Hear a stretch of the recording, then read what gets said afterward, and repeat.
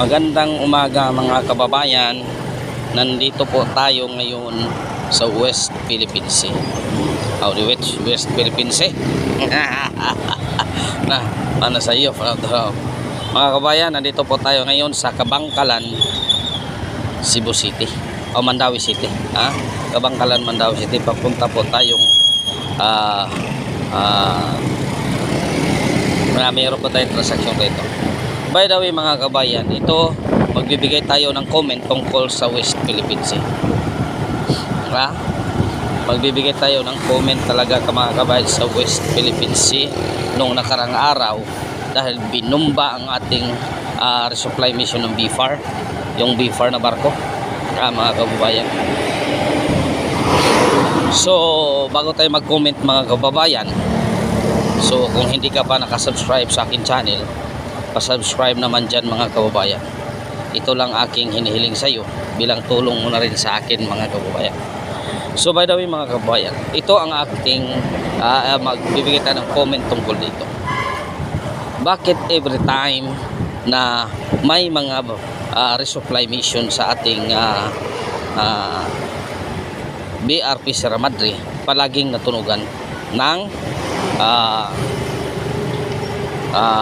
China Coast Guard?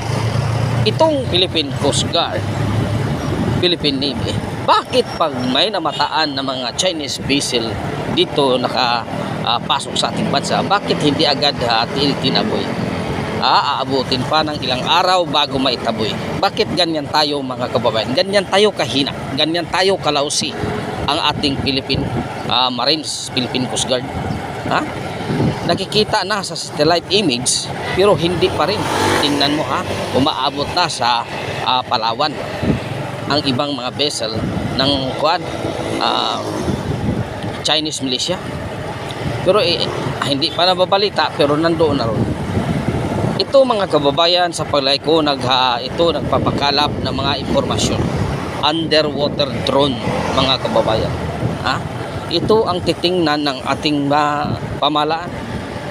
Bakit hindi ito na-detect nila? Bakit hindi ito nabibigyan? Kapag hindi kaya, bakit papapuntahan ng mga Air Force? Radio challenge, paalisin. Kapag hindi malis, may mamangyari. Ganyan talaga strictly tayo mga kabayan. Na pumasok sila sa ating exclusive economic zone na hindi nila kung taga sino sila. Abutin pa ng ilang araw, makapaglagak na sila ng underwater drone. Kaya palagi tayong namamataan na pag-supply mission ng ating BRP Sierra Madre doon sa Ayuming Sur. Tapos ang dadalhin naman, ako mga kababayan, nasasaktan talaga ako. Para sa aking nakikita, kung sa akin siguro mangyari ito, isang beses, 3 beses, 5 beses talagang lalaban ako. Hindi ko kayang tingnan.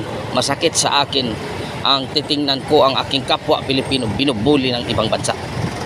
Masakit sa akin talaga. Para sa akin lalaban talaga ako. Hindi maganda.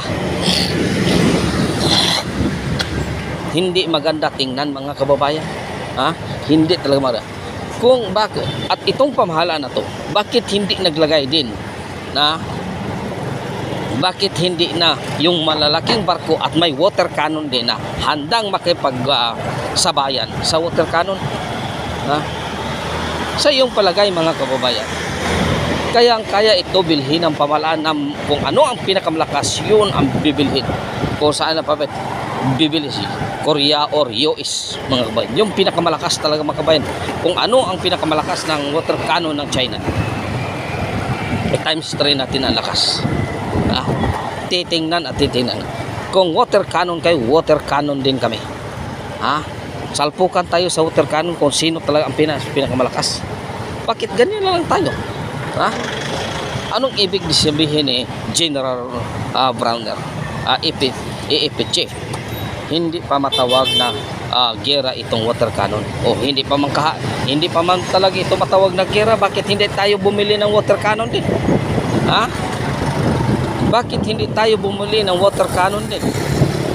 Para makipagsabayan tayo sa China.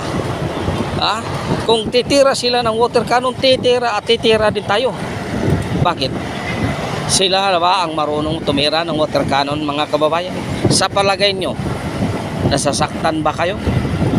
Para sa akin, mga kababayan, itong ako, Frodo Duterte talaga ako, mga kababayan. Pero sa nakikita kong aktual, hindi maganda na tingnan kung saan tayo papanid. Papanid tayo kung ano ang nakikita natin ng katotohanan. Ha? Papanid tayo, mga kababayan. Hindi atin yan. Dapat ipaglaban talaga natin. Hindi lang basta-basta tayo ipagbigay natin sa ibang bansa yung ating karapatan.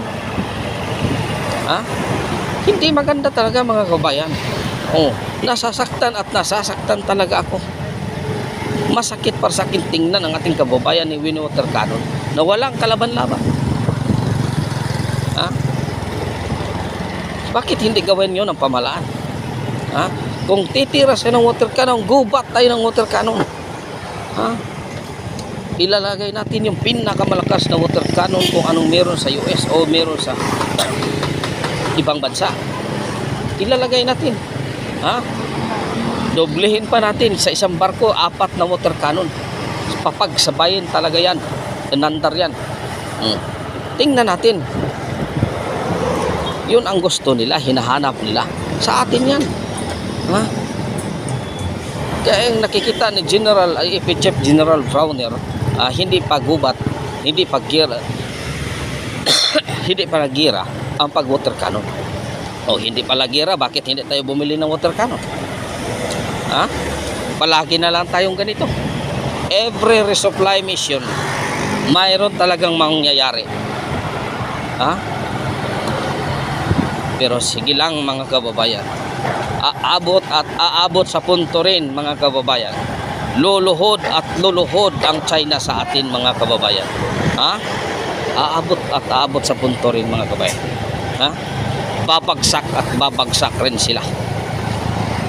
Sa ngayon, sa kanila pa. Ha? Tayo na sa sunod, balang araw. Tayo na, sila naman ang pagtatawanan natin, mga kababayan. Hanggang dito na lang, mga kababayan. Ha? Hanggang dito na lang ang aking hinihiling sa inyo, mga kabayan, bilang suporta nyo sa akin. Kung hindi pa ka nakasubscribe, subscribe na. Kaya marami pa tayong tatalakay mga bagay na iyong pwedeng makinig. Makinig ako sa inyo at makinig din kayo sa akin kung ano ang dapat natin gawin at makatulong tayo sa ating bansa. Ha? God is good all the time. All the time God is good. Pitching your kaninyong tanan, mga kababayan.